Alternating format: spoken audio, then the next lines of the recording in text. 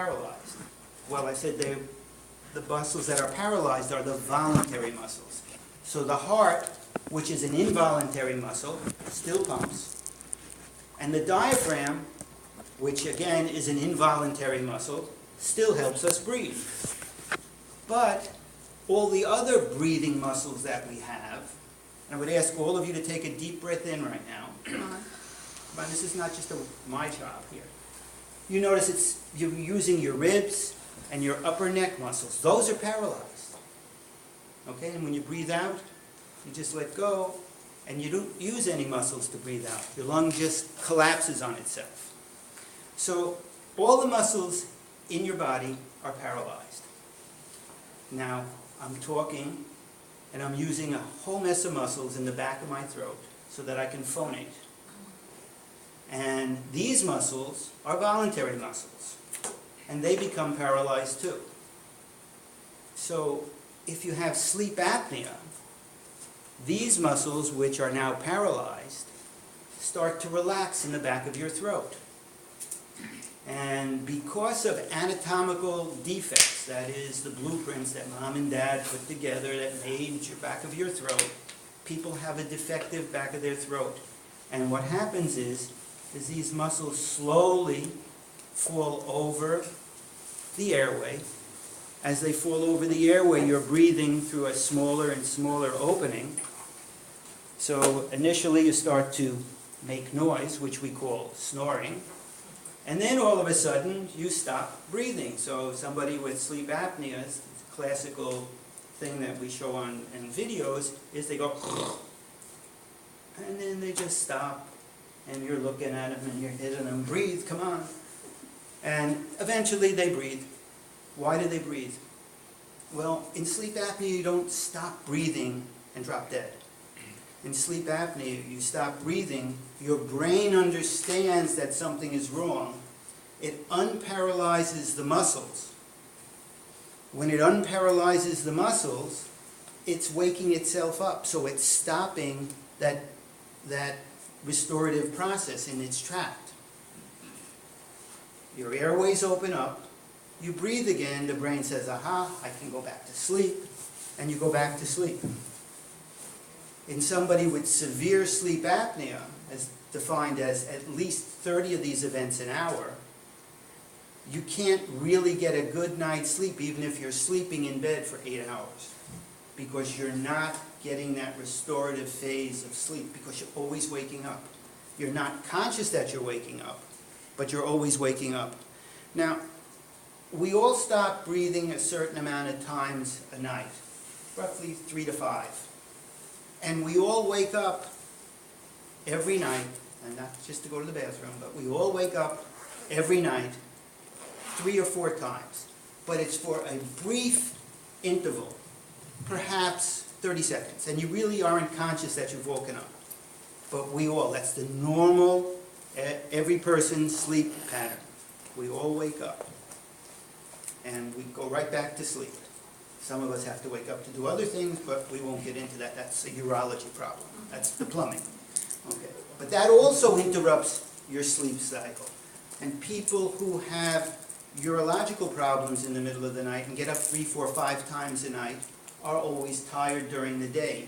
The cause is different, but the cause of waking up is different, but the effect on the body is the same. If you don't have that steady 6 to 8 hours worth of restorative sleep, you're going to have a problem.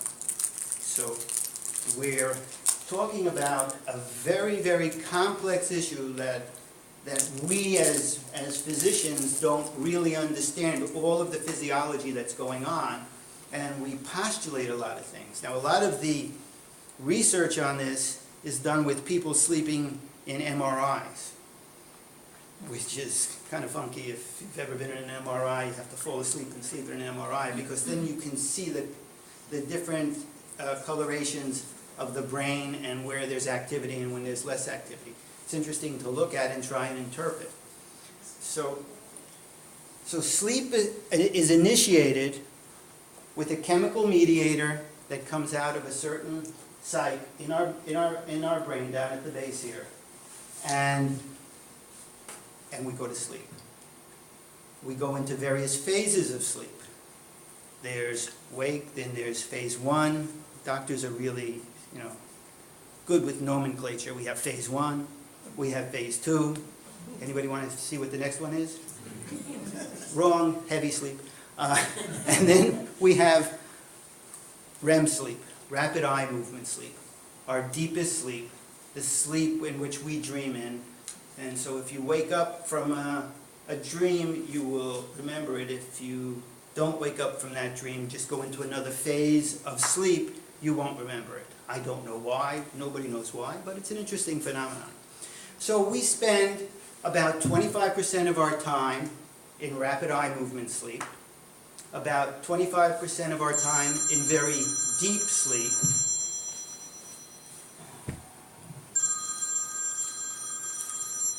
Mel, tell him I'll call him back later.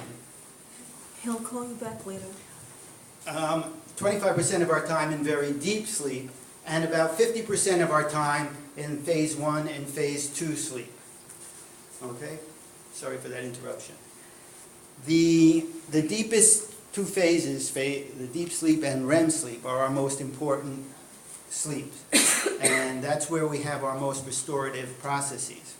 Something that happens in sleep is that not only do we dream, but there's a reason why our bodies are paralyzed. Anybody want to think about a reason why your body is paralyzed during sleep and dreams? Try to equate what's going on. I don't know, so that you don't act out the dream?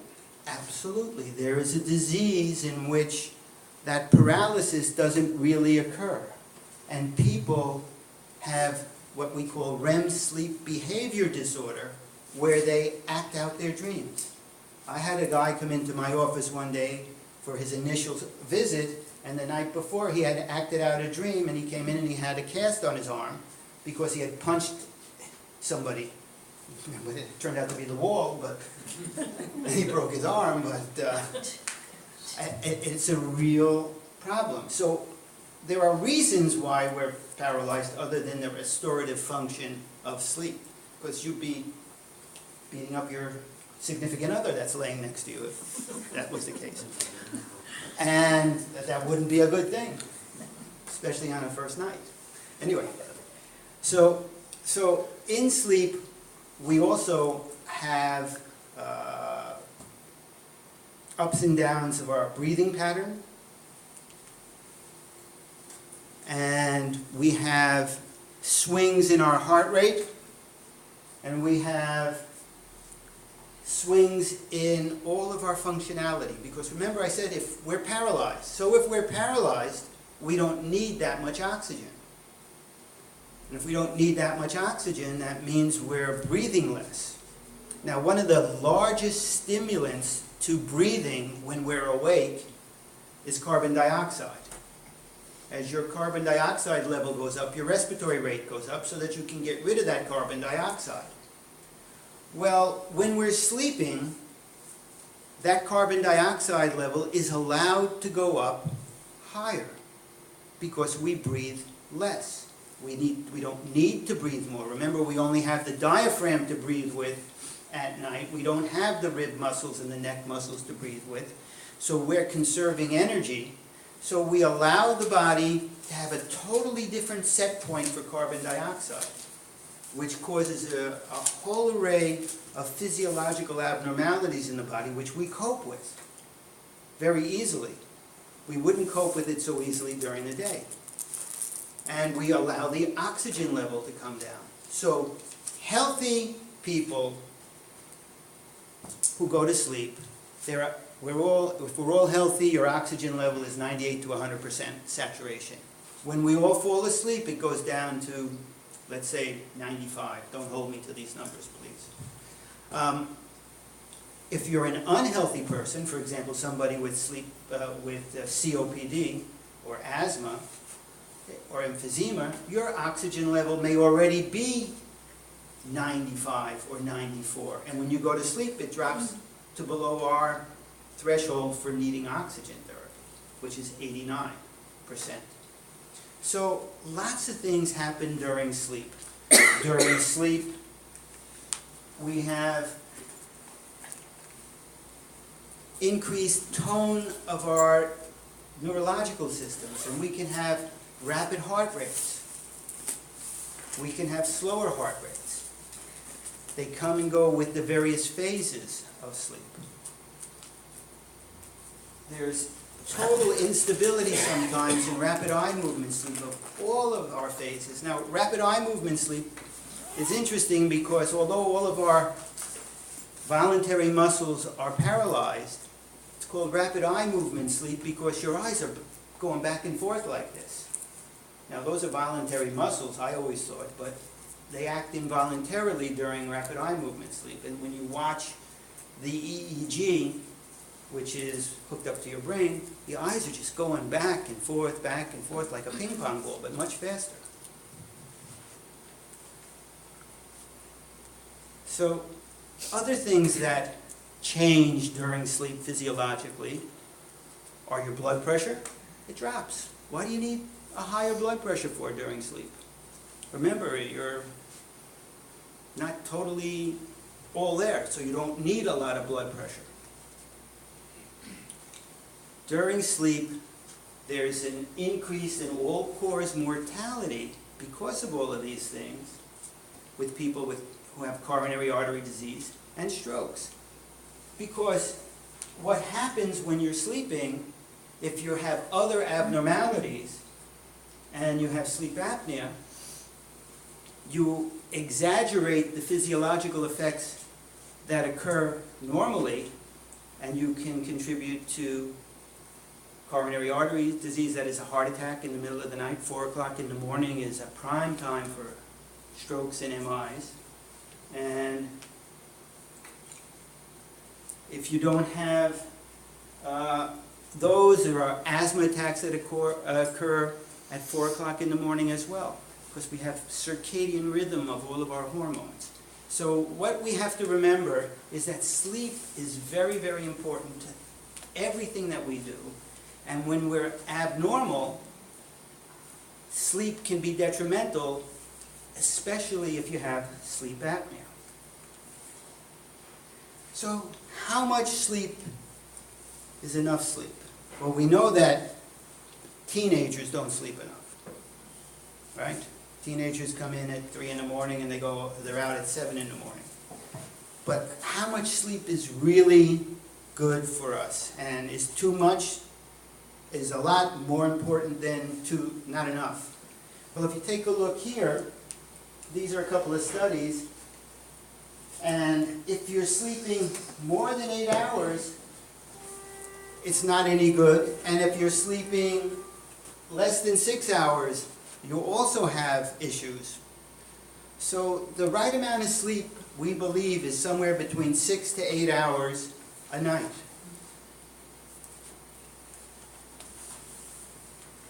Now, there are a lot of reasons why some people don't sleep through the night.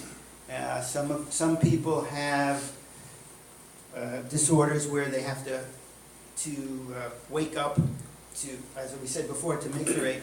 But other things that happen in people's lives and lifestyles that cause them to have disruptive sleep patterns are what we're sitting under right now, these lights. We were programmed initially to go to sleep when the sun went down and to get up when the sun got up. We would get up usually sometime in the middle of the night to do something, maybe to eat, maybe to gather some more wood for the fire. But that was our wake-sleep cycle. So in the summertime we slept less, and in the wintertime we slept more, but we averaged it out. Then when Mr. Edison invented the incandescent light, it really messed up the way our body rhythms act. And that's a topic of another discussion. There's things called circadian rhythms. But we really need to think about how our bodies function. So one of the reasons why there are more heart attacks and more strokes and more asthma attacks at 4 o'clock in the morning have to do with these circadian rhythms and hormones changes in our bodies.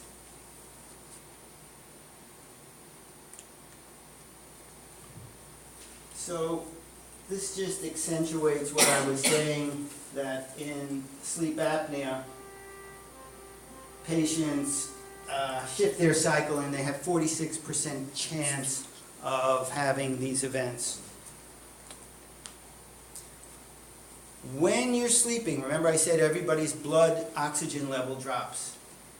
So if you have sleep apnea and your blood oxygen level drops lower than 89%, which in the majority of people with severe sleep apnea occurs, it doesn't just affect your brain function. And what it does with your brain function is it can cause you to have cognitive impairment. You won't be able to do 1 and 1 and make 3 anymore. And maybe you'll make 4. It also can cause you to have increased inflammation in all of your body, and we're all talking about inflammation now because that's what causes or contributes to coronary artery disease, which is what gives people heart attacks. It can also cause you to have liver dysfunction. This inflammation can cause you to have cirrhosis. It can cause insulin resistance. And there is a theory that sleep apnea and the endocrinological problems that it fosters make people heavier rather than heavy people getting sleep apnea. It's a chicken and the egg thing. Okay? And not everybody who's heavy has sleep apnea, and not everybody who's has sleep apnea is heavy. I have lots of patients who are like my pinky. It's their facial structures that contribute greatly to the sleep apnea. So if you look at this list here, I mean, I think we've touched on everything that causes mortality in us, or that we know about causing mortality. There are adverse outcomes because the tumor macrophages. I'm sorry, I just have to check this page.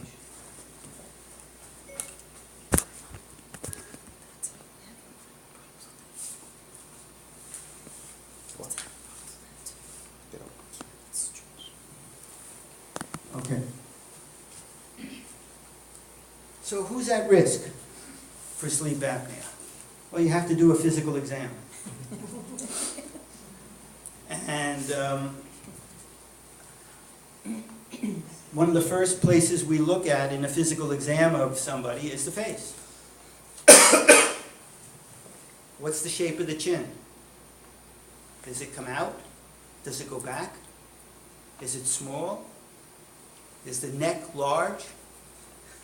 Women with a neck size of 16 inches with no other symptom are at risk for sleep apnea. Men with a neck size of 17 inches or greater are at risk for sleep apnea without having any other symptoms. So we measure the neck, we look at the facial features, then we open the mouth. Harpo's trying to do that, but I don't know if he had a lump of sugar or an apple to put in the mouth. And we look down the throat.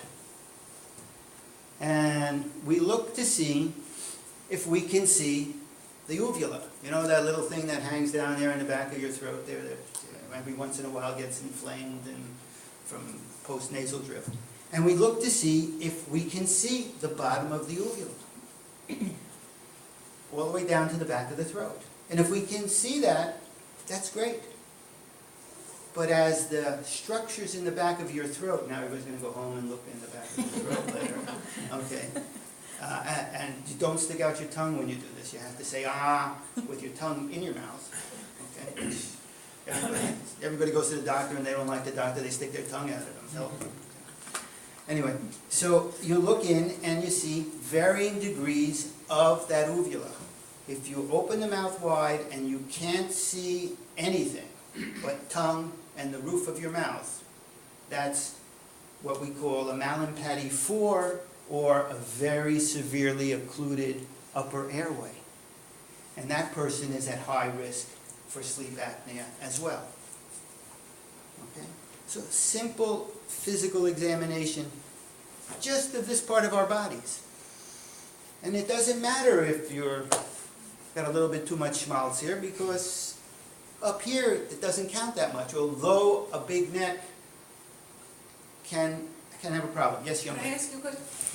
You may ask me a question. Thank My you. wife is a language professor, I have to do that. Does the size of your tongue Yes, have anything to do with sleep apnea? absolutely.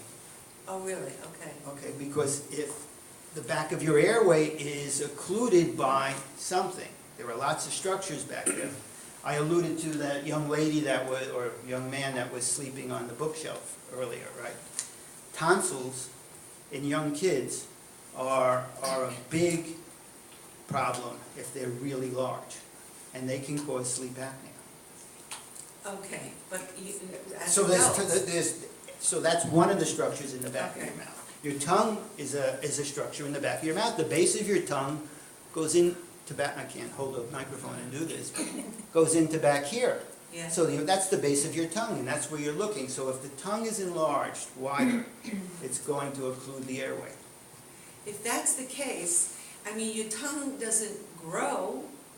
I mean, you have the same tongue as a, more or less, as a young adult and you as an older adult. But it's not just the tongue.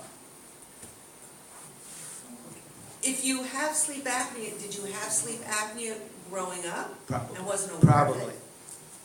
Probably. Probably. Probably. Really? Symptoms take a long time to occur. Uh-huh. Let's talk about something else that I like to talk about, and that is breathing. Uh-huh. Okay, so we all have to breathe to live. Everybody agrees with that, right? Anybody think that there's anything? No, we all have to breathe to live. Okay, sitting here right now, Uncle Mel in the back is using about 30% of his lung function. Okay? So for a person to feel short of breath, they probably have to lose about 70% of their lung function before they start admitting that they're short of breath. Okay? So now, if you have a disease that disrupts your sleep pattern at night, you're going to have that for quite some time before you get symptomatic. Okay? Now, I can't tell you at what point somebody's sleep apnea started. And there's never been a study, to my knowledge, where they started testing 10-year-olds and watched them every year for 100 years. First of all, we don't have the equipment for 100 years yet, but that's a different story. So the answer to your question is probably sleep apnea occurs gradually, symptoms occur gradually, but the propensity to have sleep apnea is there because it's an anatomical defect. Anatomical, that is, mom and dad's blueprints when they made you, when their genes came together, are defective. It's like starting the bridge at this end and starting the bridge at this end, and then all of a sudden you have two bridges because they don't meet. Uh-huh. Something was put together wrong in the back of your throat. And that defect, coupled with possibly weight gain, coupled with lots of things that we still don't understand, contribute to sleep apnea. Okay? So we talked about who's at risk, and then we asked some simple questions, and I forgot to bring these questionnaires with me. Fire me, Mel. So we use something that's a very simple gauge, but is very fundamentally a great screening tool. It's called an Epworth Sleepiness Scale. And it basically says, from 0 to 3, when you're sitting watching television, do you never fall asleep? Sometimes, most of the time, always fall asleep. Driving the car, did you ever fall asleep? Sometimes, none of the time, most of the time.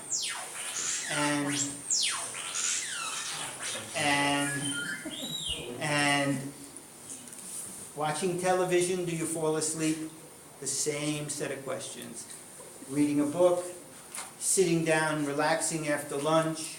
There are 6 questions. And if the score is greater than 10, you have a high probability of having sleep apnea. Yes, ma'am? You're saying sleep apnea, you're talking specifically about the sleeping problem where the breathing stops. There's several types of apneas, okay. There's central sleep apnea, which can occur because your brain doesn't tell you to breathe. That occurs in patients with coronary artery disease and congestive heart failure, in certain people with strokes. There's a thing called Undine's curse. Undine was cursed by the gods because he was found to be fooling around with one of the gods' wives. And he was cursed to the fact that he had to think to breathe. And there is a disease, this disease does exist today, where people don't breathe unless they think about it. Now, we do have pacemakers for the diaphragm, which have helped, but that's only a very recent innovation. So there are other forms of sleep apnea, but they're all usually related to other disease states. What I'm trying to talk about here is obstructive sleep apnea, which is a defect of the sleeping airway mechanism. And it's easily diagnosed, relatively easily treated, and easily tolerated. Okay, relatively. But You you can smile. have sleep problems without it being sleep apnea. You can and have a sleep- lot of the same symptoms, but not necessarily Right. from that cause. People dream that they're awake. Okay? People dream that they're awake. We have people that come into our sleep center and they go to me, Dr. Mann, I didn't sleep at all in the 6 hours that I was in your sleep lab. And then I show them the videotape, like Warner Wolf. And they're sound asleep. They dreamt that they were awake. Interesting. Okay? So we have, there's a huge amount of issues with sleep apnea, or with sleep, okay? And that, we couldn't talk a month and fill it all in. So let me go back here. So another thing that happens to people who are sleeping when they snore and stop breathing, before they actually understand that they have to breathe again, they start to kick around because they're suffocating, right? And so their spouse says, you know, last night you were sound asleep, but you kicked me. Was it good for you? It wasn't for me. So that's another sign and symptom of sleep apnea. People also wake up or get leg cramps and have to get out of bed and walk around to get rid of that cramp. That can be a sign of sleep apnea. Really? Now, usually it's not, but it can be. Okay? And things that we have to avoid. How many things are we supposed to do in bed? 2. They both start with an S. Sleeping. How many of you watch TV from bed? That's a no-no.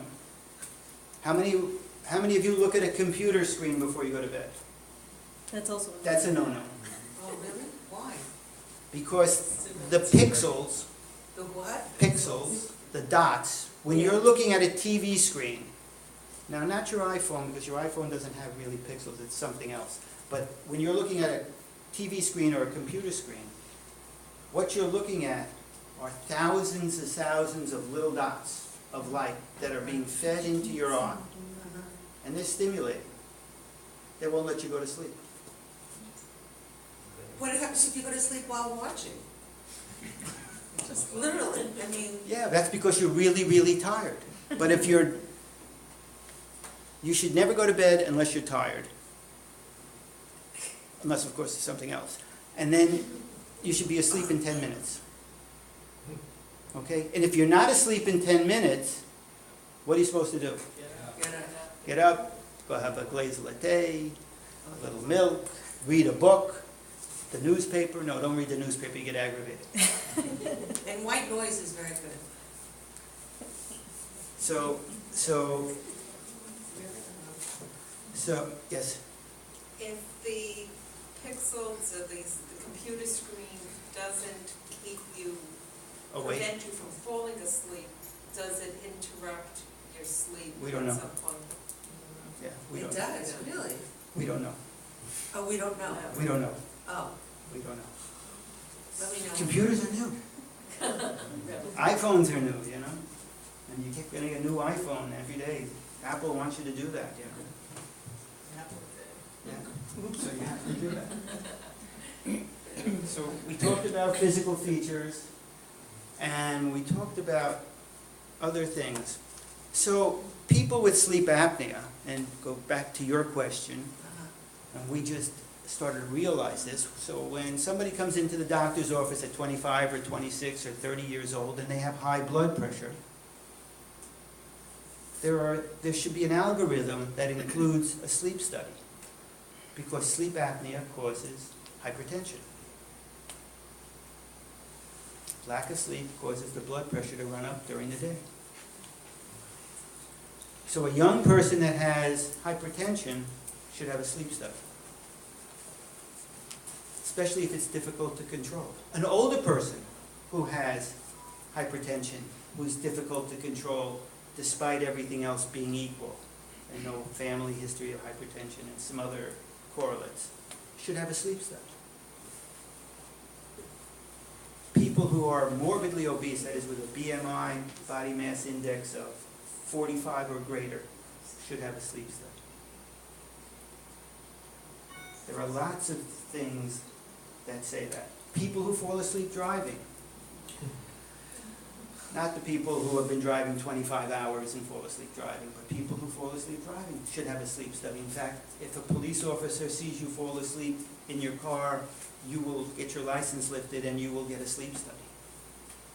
Or you won't. And then you will document that you have been treated for sleep apnea and that you're compliant with your sleep device, and then you may get your license back.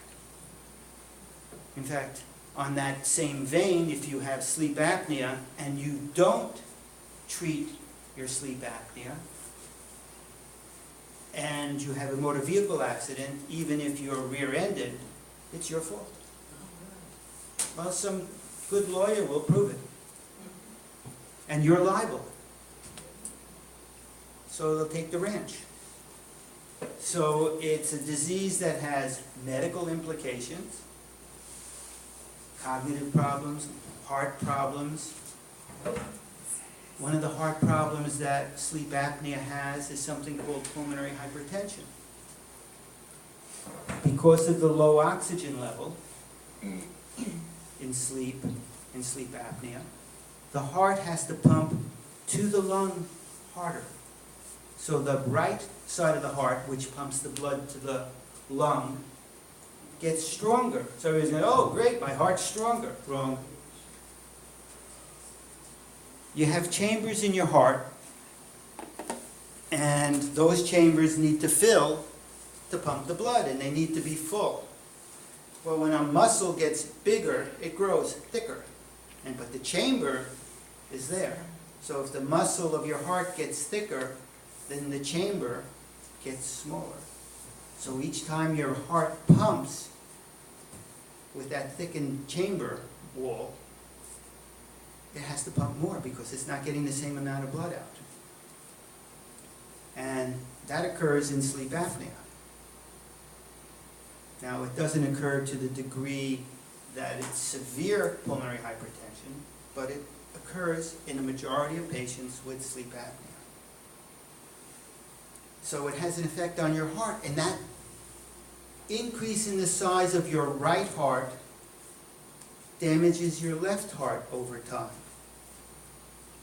Your left heart shares a wall with your right heart, and that wall gets bigger and encroaches on the ventricle that pumps the blood to the rest of your body. So that has to pump harder. So people get what we call biventricular heart failure.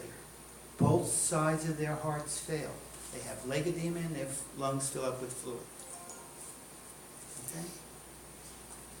So, those are conditions that are suggestive of sleep apnea. Yes, ma'am? I want to know, have you ever known anybody or that had their uvula removed because of sleep apnea?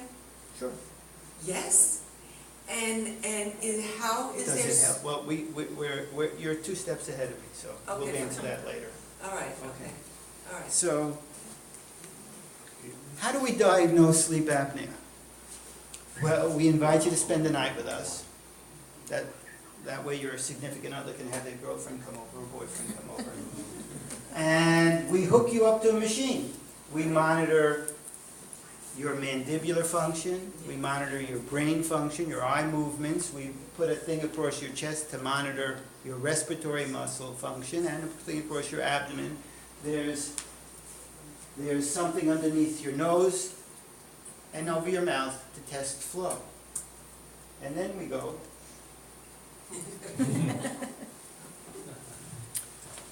And we record your sleep. We video you. We record your brain function. We see what phase of sleep you're in. We can tell that by the EEG that we do, the electroencephalogram that we do. And we diagnose you after looking at the computer screen and clicking and things like that. We diagnose you with either mild, moderate, or severe sleep apnea. Now, I don't have a slide on this, but the death rate of people over 15 years, now pretend this is a death rate, of people over 15 years who stop smoking is like this. The death rate of people over that same 15 years who don't stop smoking is like this. And the death rate over that same 15 years of people with severe obstructive sleep apnea is like this. Wow. Okay? So we need to diagnose sleep apnea. We need to help us live a little bit longer and to stop the defects that are caused by sleep apnea. Another thing that sleep apnea causes is impotence. You get a 40-year-old guy who's impotent, you need to do a sleep study. You get a 65-year-old guy, enough. What? Are the home studies as effective? They're a good screen. Diagnosis? They're a screen. A negative study doesn't rule out sleep apnea. A positive study rules it in. Depends on your index of suspicion.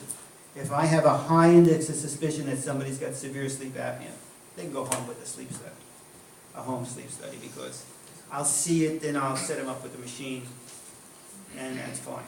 But if my index of suspicion is mediocre and they have a negative sleep study, then I have to fight with an insurance company to get the regular sleep study. Yes, ma'am? We came in a little late, so I hope I'm not. Yes, you are. Go. Okay. What about a small child with sleep apnea? What are the dangers of this, like a 3-year-old who wakes up 20 times an hour? I can't talk really well about kids because I don't do kids because I can't stand their parents.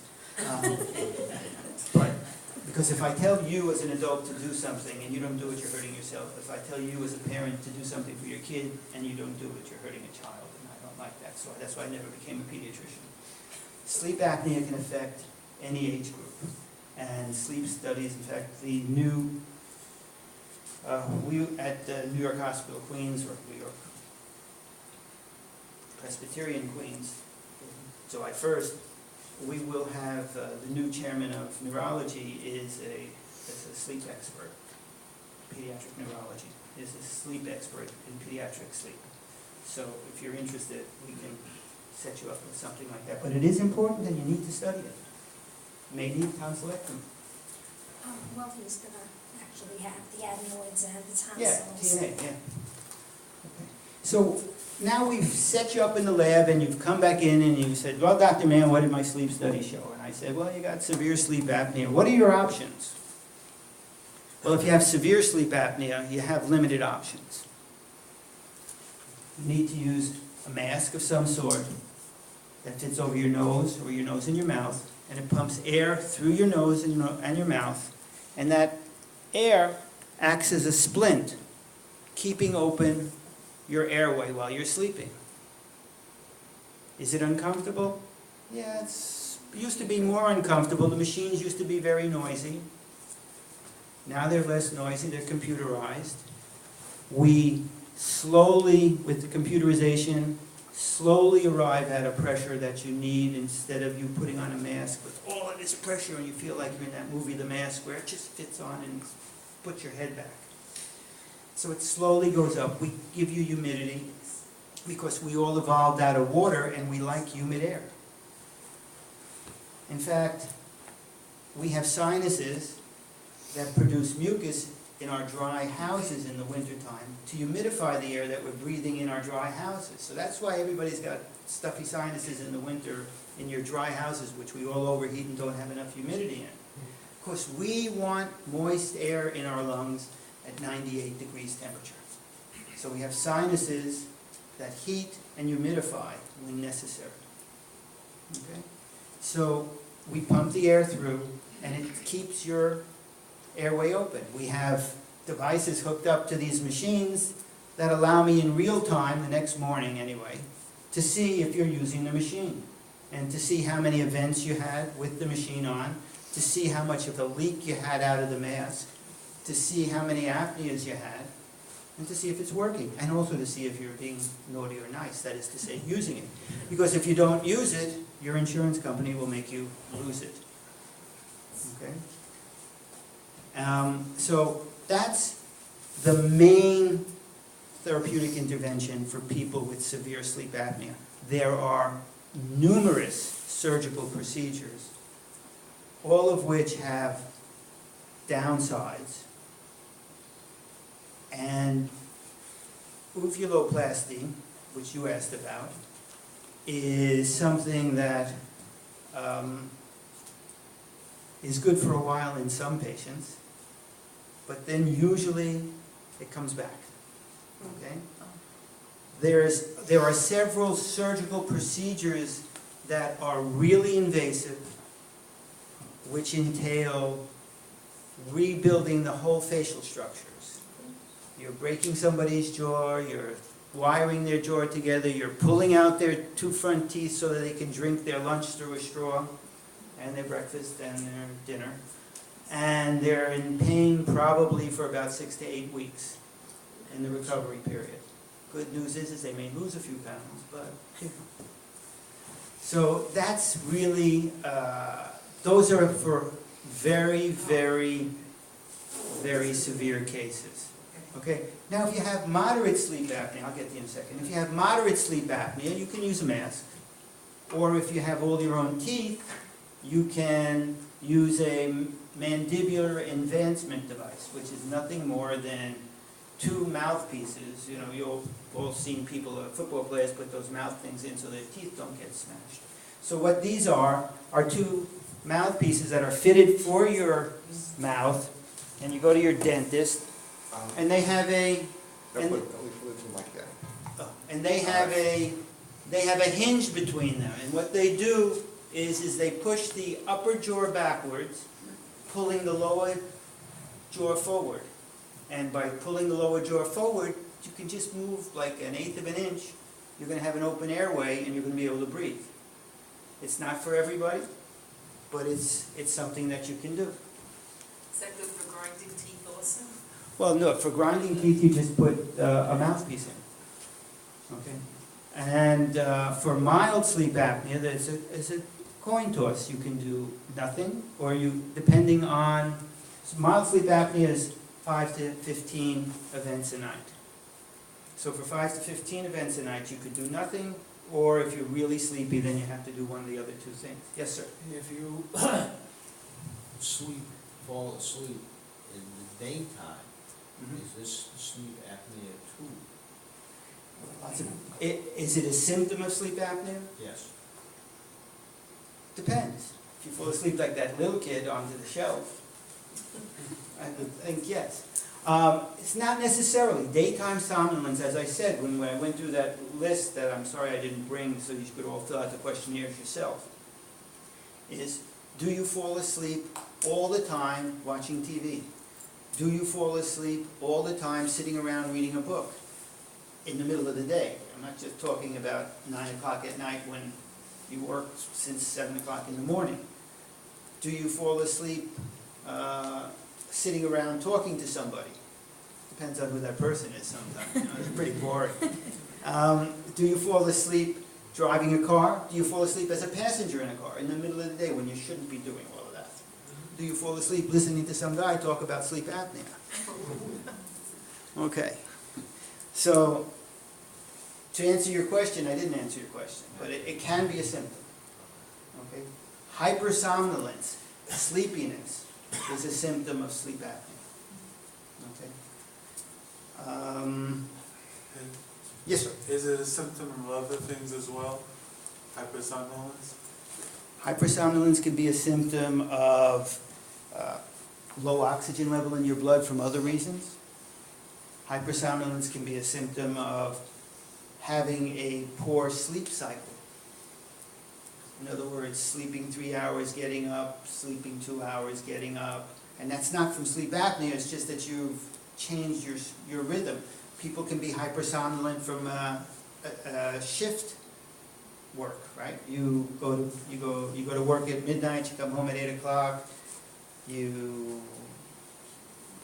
have dinner at 8 o'clock in the morning, and then you may go to sleep or you may not. And if you screw up your cycle and you're not if you're not always in the same cycle, you can have hypersomnolence. There are lots of what we call circadian rhythm disorders, where people try to change the way they're living. I have a firefighter who was in the office the other day. He spends 26 hours in the firehouse, and he's always tired. You know, he stops breathing 3 times an hour. We did a sleep study on him. He's always tired because he's up, he's down, he's up, he's down. You fill out a sleep log, and you see how many times in a night he gets up or down. You can't sleep like that. And it has nothing to do with having sleep apnea. It has to do with how you're sleeping. Heart disease can cause you to be somnolent during the day. If your pump isn't working as well as it's supposed to work, you're going to be somnolent. COPD, chronic obstructive pulmonary disease. By having a high carbon dioxide level, it can cause you to go to sleep. And then hypothyroidism and some other metabolic disorders, just off the top of my head, can all cause you to be sleepy during the day. So, I hope that answers that question. Yes? If you use the mouthpiece, how do you know you're The answer to that is, so I should have said that if you get a mouthpiece, then you have to come back to the sleep lab and be tested again. And if it doesn't fit, if it doesn't get you down to less than 5 events an hour rather, then you go back to the dentist, he adjusts the setting here. It's just like a vice. Pushes it a little bit farther forward, then you come back to the sleep center and we do it all over again. And what is the numbers for moderate apnea? 15 to 30. And severe is above 30. And low oxygen levels are below 88%, 89%, sorry. And I think that's all I can tell you briefly about sleep apnea. Yes, ma'am. Can I ask you a question about sleep? Yes, you may. Okay, it's not about sleep apnea, but it's about